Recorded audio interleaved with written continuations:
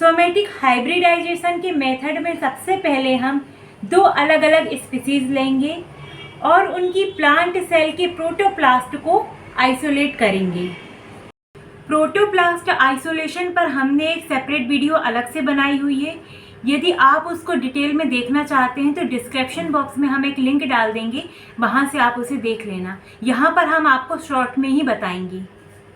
Cell wall को degrade करने के लिए हम पैक्टिनेस और सेल्यूलेज एंजाइम का यूज़ करते हैं। साथ ही साथ प्रोटोप्लास्ट को प्रोटेक्ट करने के लिए सॉर्बिटॉल और प्लाज्मा मेम्ब्रेन की स्टेबिलिटी बढ़ाने के लिए कैल्शियम क्लोराइड का यूज़ करते हैं।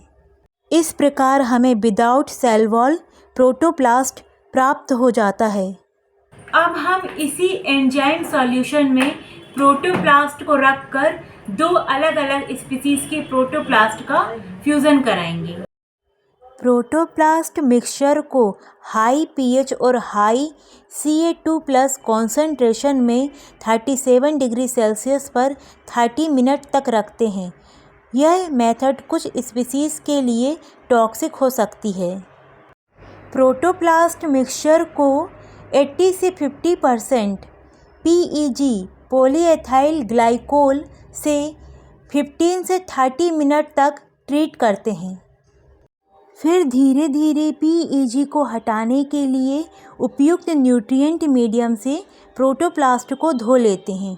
धोने वाले न्यूट्रिएंट मीडियम में हाई Ca2+ तथा बेसिक pH होने से फ्यूज़न की फ्रीक्वेंसी बढ़ जाती है।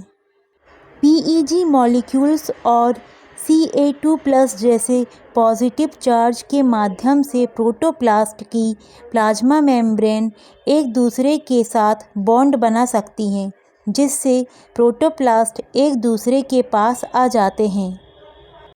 ये वो मेथड हैं जिनमें PEG और कैल्शियम क्लोराइड की मदद से प्रोटोप्लास्ट का फ्यूज़न कराया जाता है।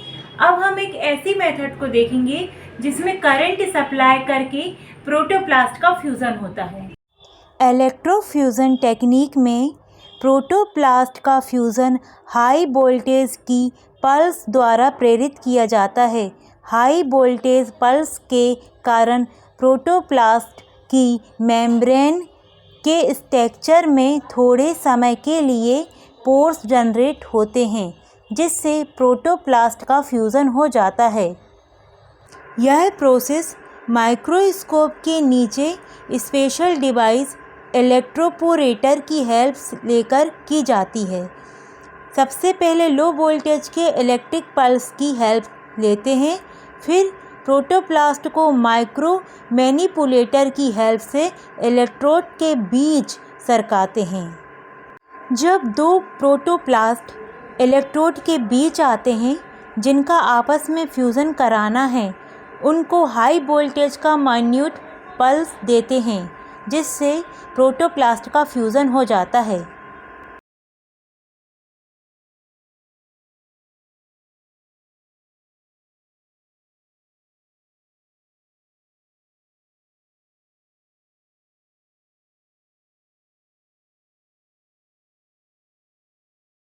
सोमेटिक हाइब्रिडाइजेशन में प्रोटोप्लास्ट के आइसोलेशन के बाद प्रोटोप्लास्ट का फ्यूज़न आता है। इसके बाद हाइब्रिड सेल का सिलेक्शन आता है। हाइब्रिड सेल के सिलेक्शन को हम अपनी नेक्स्ट वीडियो में पढ़ेंगे।